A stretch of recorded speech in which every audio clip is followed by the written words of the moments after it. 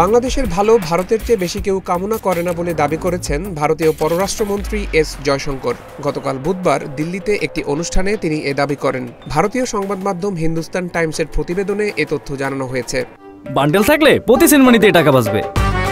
বিকাশ send money bundle কিনে জিতুন প্রতি লেনদেনে। থাইল্যান্ডে ষষ্ঠ বিমস্টেক শীর্ষ সম্মেলনের সাইডলাইনে বাংলাদেশের অন্তর্বর্তী সরকারের প্রধান উপদেষ্টা ডক্টর মোহাম্মদ ইউনূসের সঙ্গে ভারতীয় প্রধানমন্ত্রী নরেন্দ্র মোদীর সাক্ষাতের কয়েকদিন পরই তিনি এই মন্তব্য করলেন। ওই বৈঠক নিয়ে জয়শঙ্কর বলেন, ঐতিহাসিক দিক থেকেই ভারতের সঙ্গে বাংলাদেশের বিশেষ সম্পর্ক রয়েছে। দুই দেশের মানুষের সংযোগের কারণে এই সম্পর্ক গড়ে উঠেছে।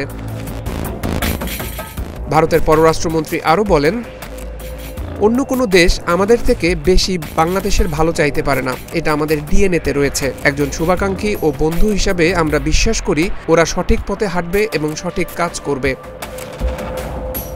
বাংলাদেশ গণতন্ত্রে ফিরবে, নির্বাচন হবে বলেও আশাবাদী জয়শঙ্কর। তিনি বলেন, বাংলাদেশে ধর্মীয় উগ্রবাদের যে প্রবণতা দেখছি তা নিয়ে আমাদের চিন্তা রয়েছে।